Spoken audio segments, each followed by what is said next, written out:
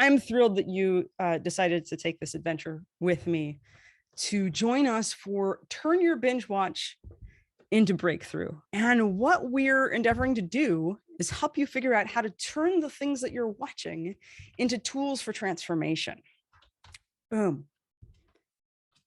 So I'm gonna overview this. What we'll do first is we're going to talk about what it is about movies and TV that can allow them to become your new sacred practice. And that's the thing, actually, that this can be made sacred. Most things that are sacred are simple, like raking rocks in a Buddhist temple, or I don't know, breathing and then clenching parts of your body in such a way that you have an orgasmic joy.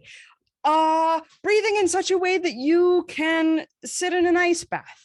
There are lots of things out there that are pretty simple and easy to access. So I'm going to teach you some stuff that you probably already know, but I'm going to stitch it together in a way that's become more useful because you're already spending time watching television. So why not allow that to help you get more of the things that you want in your life? So I'm going to talk about why television can be that kind of tools and what it is about us, what it is about you that can allow you to take that hypnotic and evocative power of movies and television and use it for a tool for your own means, for the things that you want specifically. So I'm going to talk about why it's powerful. Then I'm going to talk about what about you allows it to become a tool. I'm going to describe how the heck to use it. Then I'm going to give you some different frames to keep in mind as you're watching TV so that you can allow it to become even more powerful. Groovy. So, but for all of that to happen, who the heck am I? Who is this person that's going to be delivering all of this magical information? Well, so I am Adrienne Gunn, and I am a many thing, as I imagine you are too. I have definitely more than 10,000 hours of this movie and TV watching things that probably is a prerequisite for teaching this subject. It's one of the things that's required. I probably have a good 30-ish thousand hours already of television watching. Yay, congratulations. I have not received my sash yet, but it's in the mail. Someday I will be awarded for all of the dutiful watching that I've done. I am also a trained actor, performer, musician, and I am also, I call myself a breakthrough specialist. I am trained in strategies that help people clear the internal barriers to the success that they want in their personal, professional, and creative lives. And when I say that, some of the tools I'm trained in are hypnosis and things based on why hypnosis works. And a lot of the tools that I've learned are based on this concept. This is how I like to explain it. We all know people who have had some sort of life-altering experience, maybe a cancer diagnosis or an accident where they, or death in the family where they almost nearly die, but then suddenly all of their priorities shift instantaneously. It's like they just drop in. And I'm trained in techniques because back in the 70s, some people asked, well, wait a second. We know that the brain can shift instantaneously in those situations, but how does that work? Why does that happen? And is there a way that we can get the brain to do that, to completely shift priorities instantaneously without having to nearly die? And the good news is we can. And those are, yay, not nearly dying. The strategies I'm trained in are about how does the brain work when it works that way, when it can make profound shifts instantaneously. And why I'm teaching this today is the thing is when I find something that works, I'm compelled to share it. I love sharing it. I've had the great fortune of having so much trauma and baggage in my life that I've gone through shifting a lot of things in my life so that I can help you do the same. You're welcome. You're welcome for my past traumas. Yes. Good reframe, Adrienne. Yep, go. So, so I know how breakthrough and change works. And I found myself having these moments in front of the TV, experiencing the same kind of shifts that I use with techniques that I use with people. So that's who I am. Well, and who are you? My guess about you is that you are somebody who cares about having your life improve, having a better life. I imagine you care about yourself, you care about the people around you, and I imagine you care about achieving goals and helping others. Probably you have even ambitions that you want to achieve.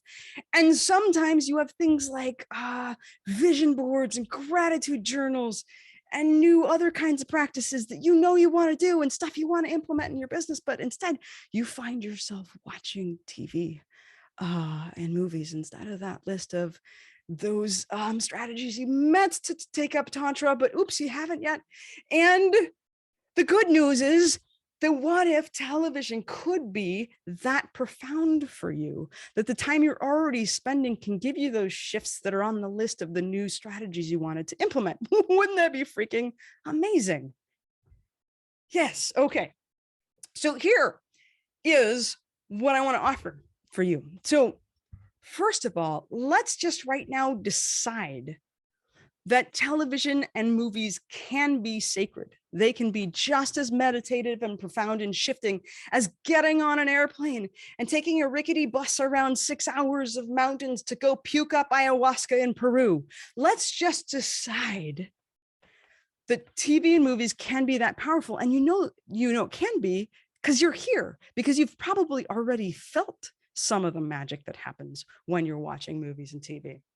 So if there's one thing that I want you to get out of this, is you can also decide that today, this opportunity, us together right now, this can be just as profound. And when you decide that it will be, your mind will begin to pay attention at a deeper level. Now, I imagine there's something in your life, some area of your life where you would love to have improvement just by watching TV. And I wonder if you're willing to begin to think about that area of your life right now. Because what happens is if you decide that in this next week, you want your life to feel shifted in this specific area that's specific to you, just because you came to this workshop, it will begin to happen for you. What will happen in this workshop is the things you need to know will begin to light up and become more present and powerful, as if I am talking specifically to you about the thing that you want right now most in your life.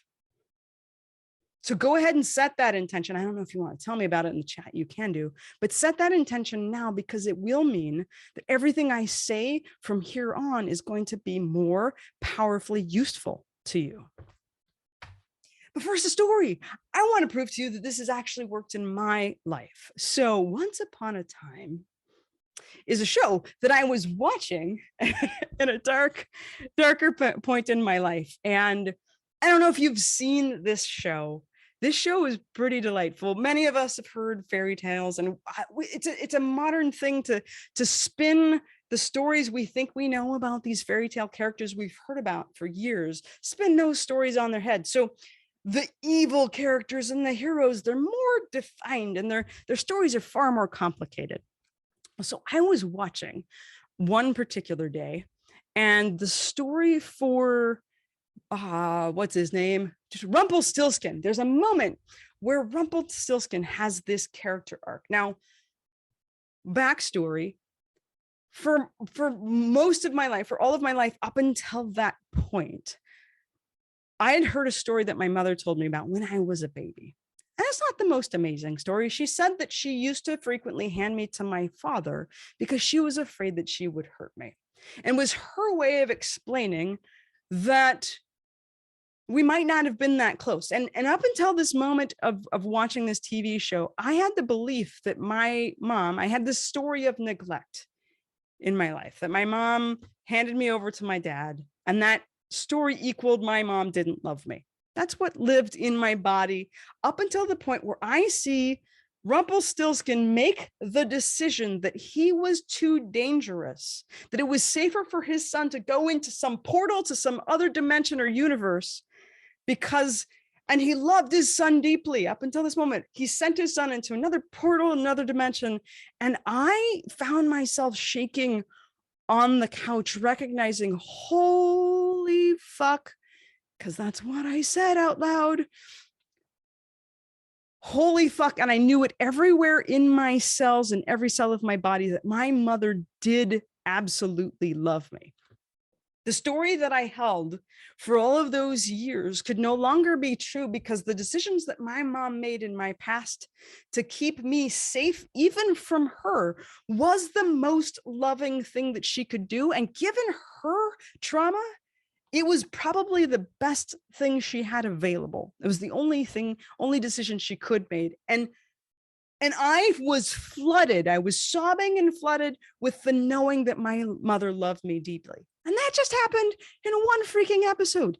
In this moment that lasted, I don't know, 2 minutes, changed my life completely. And what was interesting to me is I'd cried at TV shows before, but at that point in my life, I was actually had been trained in hypnosis and breakthrough techniques. And I was like, wait a second, this is literally what I do for people for a living. I just had a moment watching TV and I was like, boom, more people need to know about this. So guess what? You're going to now know about it. Boom. So the why it works, it's pretty great. Now, what I'm hoping is that you're going to be willing for it to be really simple. Is that okay? I know we're high achievers here, but is it also all right if it's just freaking easy? Oh, could you use some easy? Okay, awesome. I'm glad that you could use some easy. So this is really simple and easy. And I'm bringing it up because sometimes simple and easy, it's so simple to do that you may forget to do it. It may be useful and you're like, oh, it's so simple that you remember to do it. Okay, here's how this works. I can see you're ready. All right. Most things that are profound are usually simple. Breathing outward, but then also inward can change your metabolism, can change your sex drive, can kill all those nasty bugs and increase your immune system. What? That direction and this direction? Oh, okay. This is going to be just about that simple. So here's why it works. TV is hypnotic. And it's hypnotic because it was designed to sell you crap. Radio before it and TV designed to get you to have an emotional response that will elicit an action of you buying things like, oh, I don't know, toasters and microwave ovens and that extra car and a couple new dogs and some happy pills and some happy pills. I don't know, butt implants. And it works. It's hypnotic enough to convince a bunch of people to do these kinds of things all of the time. And so many psychologists and sociologists and all these different people have like worked together to make this, oh, knives too, the sharp ones especially, plus extra cell phones and all the wireless devices. You need everything. You need to yell across the room to some robot device that will do things. TV's selling you that. And they've perfected it. After the 60s, it got even more provocative. We know that people do propaganda using television. You know, sweet. Okay, so TV is really hypnotic. We know because we've bought a thing. So what is important in hypnosis? Important in hypnosis is that you are relaxed and open to suggestion. Important in hypnosis is that you stir people's emotions because emotions help people want to change. But the other thing that's happening in TV is it's full of stories, and storytelling is in our DNA. We are meaning makers. We're always telling stories. We're making up stories for like why the person cut us off in traffic and what people are saying between the lines in their text messages. We have a whole, oh my gosh, that person, we just make that instantaneously. We're so good at it. And here's the other thing. They have measured people in those fMRI machines. Our brains light up different when we're listening to stories. And stories also critical for the hypnoticness. Stories tend to bypass what hypnotists call the critical faculty. That's that gatekeeper in your brain. I imagine that if someone came up to you and said, oh, hey, I want to talk to you about something that you did, you might like clench up and be a little bit defensive and guarded for that. But if they come up to you and they're like, hey, I want to talk to you about what Sally did, and you're like, what did Sally do? I'm so into it. It accesses a different level of openness. And one day in a magical land where there were flying turtles, there was a gigantic fish named Cody who once learned from someone named Terry that when you hear stories, your mind is more open to the information in them. And what happens is when it gets into your mind past that gatekeeper, your unconscious mind is going, oh man, this story about that fish, that reminds me of this one time this thing happened in my life. That's really similar. I wonder if we could do similar things too, right? Storytelling is how we learn, it's how we teach, and it's ancient. We've been telling stories since we've been people. And the story that we've told the most is what's considered the hero's journey. So Joseph Campbell, anthropologist, discovered by studying a bunch of mythologies from a bunch of different cultures over the millennia, that there's this similar story arc that happens in all stories that we tell.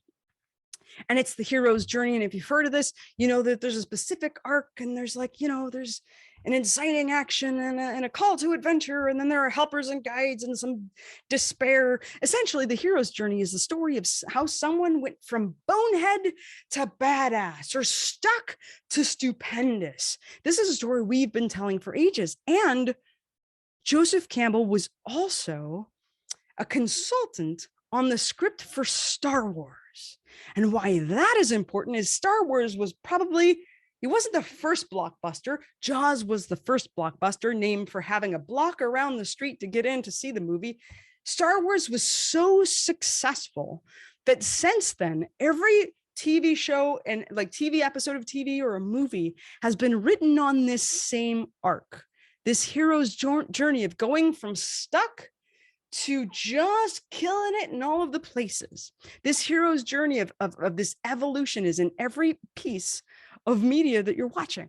So every episode has several arcs of breakthrough. Every movie you watch has several arcs of breakthrough.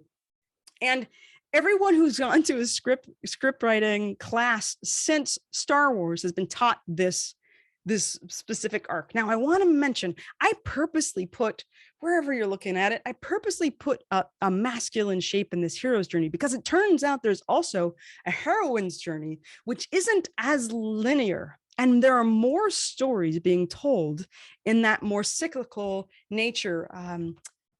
What is the Little Women is a movie that's told time-wise in a different way than the standard story arc. So that is also a breakthrough story. And this breakthrough arc is the same. There's the same components. There is a specific way that breakthrough happens. And I bet if you were to remember a time in your life when you were stuck, perhaps there's something, you know, you were stuck and then you got through. Maybe, I don't know, imagine it now. Remember it now. Can you remember what it took for you? I imagine there must have been something of emotional significance happens. You may have realized you were stuck and you didn't want to be. There may have been something of emotional significance. There may have been a turning point, but absolutely, there was a moment in which you got a new realization, a new learning, that small crack, that small shift in perspective that made all the difference. Now, that's what we're creating when we're using hypnosis or any other strategy with a person to get them over some sort of mental or emotional hump. So that small crack, those moments are in every single episode and every movie that you watch. So, okay, great. Okay, I imagine you're convinced now that, okay, TV is hypnotic, groovy, groovy, groovy. And there's this breakthrough arc that's embedded in everything that I watch. Cool. So, so how do I use it? How do I get it in me? How do I get how do I put it in here? But then also, how do I point it in the direction that I want? Well, so I'm going to tell you that now. There are things about you that allow you to take that hypnotic power of television and use it for your own good. One of those things is your mirror neurons. Now, there are different stories about what mirror neurons are and where they are in your body. There's maybe some dispute about whether we have the same system that monkeys have, but there's no dispute that this is an adorable monkey in a mirror right now in this image. Okay, maybe it's creepy to someone, but it's cute. So you know that you've probably watched something where, I don't know, there's somebody was like on a skateboard or running somewhere and they fall down the stairs and you feel it like you fell down the stairs. So we know that if you are empathic and if you're paying attention, that you can feel other people's experiences, whether it's just something emotional or physical that happens to them. So the good news is that you, while you're watching someone else do something, your body responds as though it's happening to you. And we already know earlier that stories bypass that part of us that's like resistant to taking in information. So we're more willing to take in the information so that we can feel and experience this sympathetic empathy. And the other way that you can begin to have this TV get in you is there's a part of your brain that's called the reticular activating system. This is the part of your brain that both filters out information and focuses on information. This is great for survival. If you needed to like hunt the thing or find the thing or, gather the thing and then eat it, you don't need to know where not mushrooms are. But if you're out doing what some people like to do with their like chanterelle hunting, super, super amazing. Up here in the Pacific Northwest, people love it.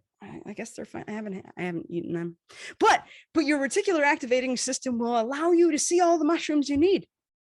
It also technically is part of how bias works and prejudice. So careful there. But the thing about the reticular activating system is it doesn't actually take much for your brain to appreciate what's important to you. That's its job. It's supposed to filter out only the things that you decide are important. And how easy it is to activate this activating system is you one day see, oh man, those are kind of cool shoes. And then you see those shoes everywhere. Your friend gets a new car, and then you see that car everywhere you go. It doesn't take much to point this system in the direction of something you want. If you're like, whoa, I wonder what it looks like when people are more loving to each other. And then you see people being loving to each other all of the time. It's pretty awesome. And it's already part of how you naturally work. Another part of how you naturally work is you've got this unconscious mind that wants to move you towards health and wholeness. And one of the things that it does is it tries to move you towards health and wholeness while you're dreaming. And this is fun. This is part of how this strategy that I'm about to teach you works. I learned about dream work, I don't know, 99, 2000.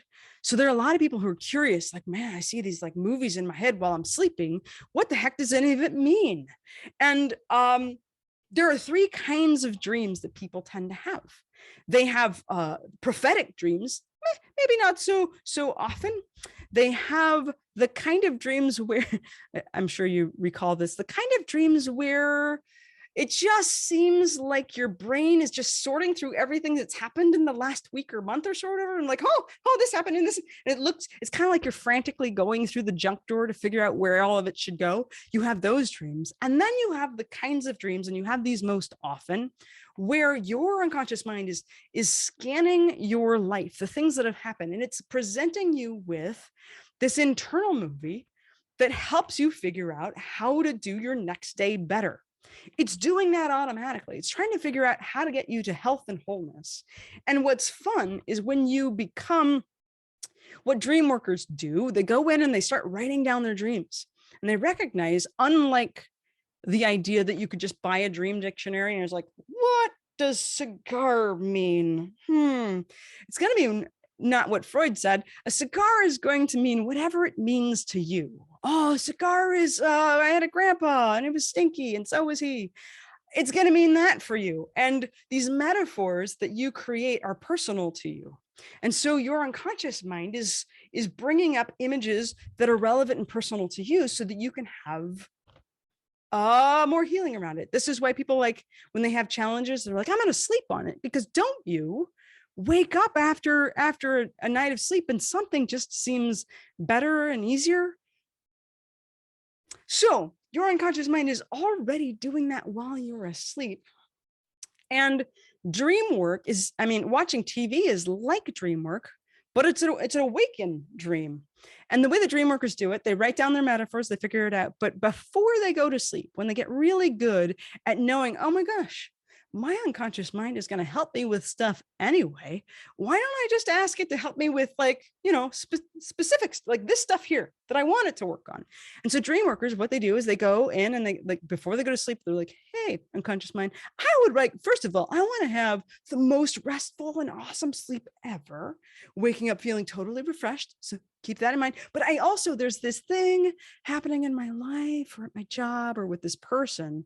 Could you just dream me in a way that I wake up with a really great idea about it? Or, hey, even better, could you dream me in a way where it just suddenly, I just feel awesome and shifted and better and capable of taking care of it myself? And then they say thank you, and then they go to sleep, and the dreams do the things. And some people need to, like, write it down and suss it out. But oftentimes people who get really good at this, they just wake up having the idea, wake up feeling so much better.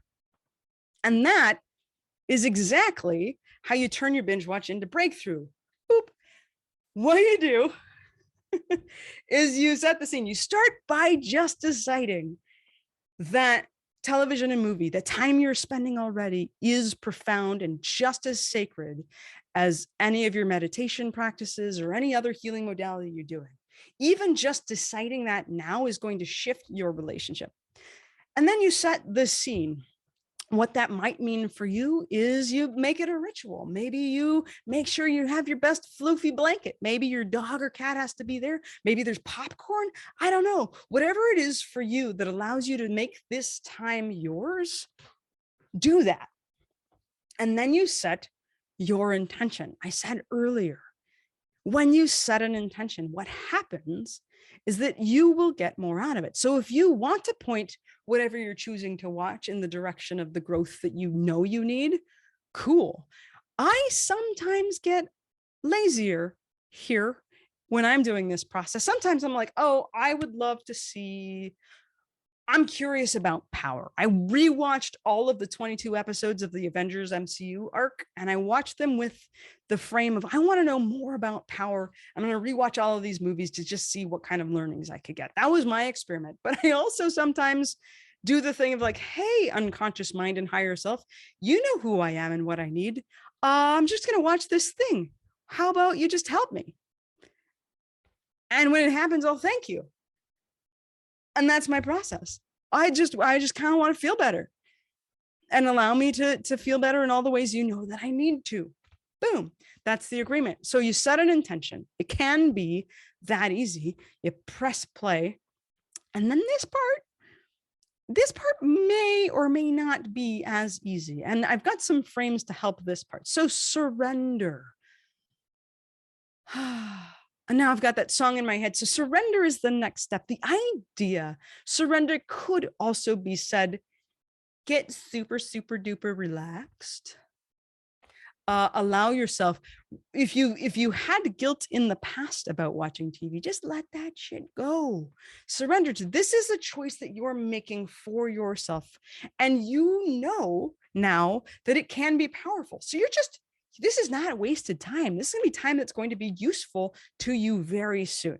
So as you surrender, that also means when you have realizations, allow them to come.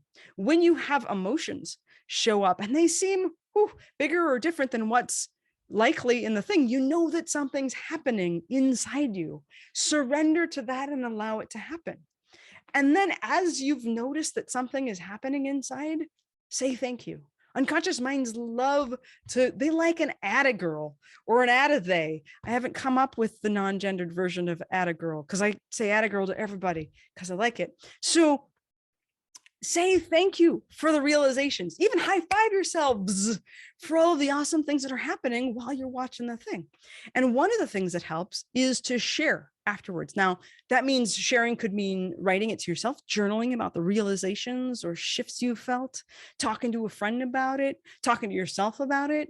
That when you share that with other people, when you share it with yourself and write it down, it reinforces the learnings and makes them more real, more tangible to you. I guess, I mean, you don't have to share, but it does make it more powerful, and it does make it more permanent as a shift when you tell people about it, including yourself. Now, here are some useful frames to consider. So as you're watching whatever you choose to watch, if you find yourself not being pulled towards something or having an aversion to something, don't watch that thing. But if you feel yourself, even for unknown reasons, feeling compelled to watch something, even if it's not the kind of thing you would normally watch, follow that intuition, follow that sense in yourself. That's very important. So some frames that are useful: archetypes. All of the characters in the show are either aspects of your unconscious mind, or they're archetypes of the kinds of people in your life. They become versions of yourself. This is also true in dreams. All of the people in your dreams represent the people in your dreams, or the metaphors that those people represent, or they represent parts of you. Groovy, groovy, groovy. Now, keeping that in mind, there's also the shadow. Shadow and resistance are a little bit related. Sometimes the character you like the least has the most to teach you. I think Castaneda talked about this as the pesky tyrant, the person who's, I don't even like their face. Why are they talking out loud? And that person often has something important to show you about yourself or about your capacity to be around, I guess, people like that. So the shadow thing, I don't know if everybody knows about shadow. It's a Jungian term. Sometimes when people point out that right there is not me, that thing, that person is not me, and we know when we point in that direction, there's all these other fingers pointing back at us. And when our unconscious mind is like, oh, that thing, we don't really process negatives. Your brain doesn't so much. And then you've made that person very, very important by not being like you. So like viscerally and angrily, I'm not that. Your unconscious mind is looking around at all of your memories and junk and stuff. And it's like, what about this part? That's kind of like this other one. It's a little bit like, are you sure? I think this is important to you. It seems like you need to learn more about this aspect in your own self, and it will amplify all of that you think is not you inside you, so you can see it and heal it. So sometimes be willing to pay attention to the people you dislike the most in the things that you're watching, which also brings up resistance. So I imagine that you've maybe had a grumble fight experience, or maybe you're watching a thing and you're like, yeah, I thought this was going to be so much better than it is, and it's not as enjoyable as I really wanted it to be. And you sort of grit your teeth and jaw, and there's, I don't know, ass clenching. Ass clenching is part of resistance, yes. So when there's resistance also has something to teach you. Now you've come into this experience wanting this television experience to teach you something and to be profound for you. Sometimes when you begin to feel resistance, it's not like the process doesn't work as well. Remember, surrender is part of the process, and relaxation is also useful. When you've got resistance going, it means that critical faculty gatekeeper is keeping away your learnings and empowered changes. And so you have choices that you can make. One of the choices you could make is to stop watching the thing that you're not enjoying and do something else or watch something else. You could also yell at the TV and throw popcorn at it. How you do resistance is yours. Not going to yuck your yum. But the other thing you could choose to do is change the frame of mind that you're watching it with. For instance, 8-year-old me is one of my strategies. When a movie is not as awesome as I think it should be, I sometimes go, well, man, 8-year-old Adrienne would think this is amazing. There are bears and they're talking. I don't know why, but bears are talking. Oh my gosh. So I start to use the frame as like, little me might find this different than this me. So maybe I should just let younger me watch this.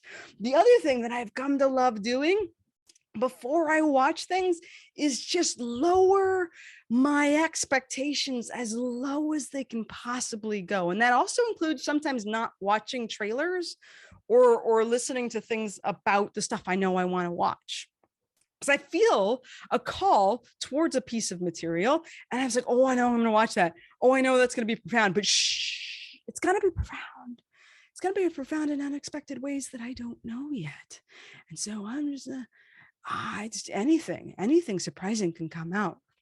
Now, the cool thing is that when you're able to lower your expectations, surprising things will happen that you won't expect. One of my favorite things, though, for my low expectation frame, I am a creative person. Perhaps you too are creative. And I sometimes use the they made a thing frame of mind, which is like, oh my gosh, what might it have been like? This is probably like my neighbor's like niece, and they wrote a thing and then they found people to do it with them and then they made a thing. That's so amazing. And I can applaud them, whether it's good or not, for being the kind of people who know how to get things made. That's awesome. And what's great about that frame is I want to make things too. And if I get excited about what it's like to make things, my unconscious mind is going to help me make things and help me get excited about other people making things, which is going to make my life a lot better. Okay, so fun frames for watching stuff. So how do we know that it's actually working? How do we know that we're getting the breakthrough that I told you you're going to get, right? Okay, so when you've set your intention, your unconscious mind has a bunch of different ways to do it. Now, you can ask it to show you in specific ways. You can say, oh, I just want it to just jump out of the screen at me. That's what I want. And your unconscious mind, okay, screen jumping. You want screen jumping. And then suddenly, you're in that 3D of like SCTV. This is the thing you're learning from. You're welcome. So things might just suddenly pop out of your screen. You might see halos. Words may jump out. Is that suddenly the thing you most need to hear inside now is coming from some random character. It may not even be part of the main plot, but it just jumps out like you're like God is coming through the TV just for you. Or weirdly, the dog is talking and it wasn't supposed to. Those things will jump out at you, but you also may notice bodily sensations, warming, temperatures in different places. You might notice shaking happening. You might start to just ugly cry on the couch. You might find yourself leaping and cheering, and you didn't know you started to decide to do it. You might feel just like a tweak, a weird tweak, like somebody like snapped and suddenly you woke up and where did you go seconds ago? Whatever it is for you, you can ask for certain things and then notice if those specific things happen to you. But you can also just, as you notice your body responding in some kind of way, allow it and say thank you. I frequently will pause my stuff when I know that I'm getting into giant sob it out mode, because I just want to allow, I've asked this experience to happen for me. I've asked my mind and body to give me this experience of being changed. And it knows that sobbing things out is the best way to release something we don't need anymore. Sobbing and laughing and sobbing, laughing orgasms are great releases of tension and trauma and things. And that's how it gets out. So if you find yourself about to cry, let yourself. It's like pooping, but emotionally. One would not hold in their poops. Maybe someone does. Again, I don't want to yuck anyone's young, but that's how you know it's working. Suddenly you find yourself clapping or cheering or shaking or whatever the heck. However it happens for you, let it happen. Groovy? So, reviewing. Remember reminders of VHS? Good times. Okay, so the review is that if you choose to allow movies and TV to be sacred, they will be for you. The reason why this tool can work for you is that it's already filled with the most emotionally evocative storytelling of a breakthrough arc that you can point in the direction that you want to, because you have the capacity to feel what other people feel. You have the capacity to know what it is that you want in life and to ask the part of you that does your breakthroughs and changes to do it for you. So Everything you watch is packed with a storytelling arc that you can point in whatever direction you want. And when you surrender and allow it to happen, you will experience changes in your life. I'm hoping all that makes sense. So that's how you turn binge watching to breakthrough. Just wrote that song just now.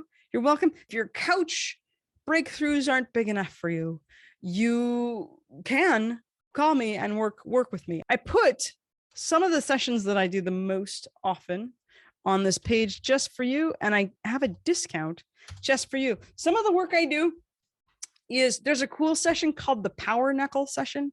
If you've ever wished that you can have superpowers suddenly, if you wish that you could just change your emotional state at the touch of a button, like maybe you need to make a phone call that you think is going to be challenging, or you need to make a sale, or you got to walk in bravely into some space, I do a session that I call the Power Knuckle session, where we install 3 really powerful emotions that at the touch of your knuckle, you will instantly embody. I love this session.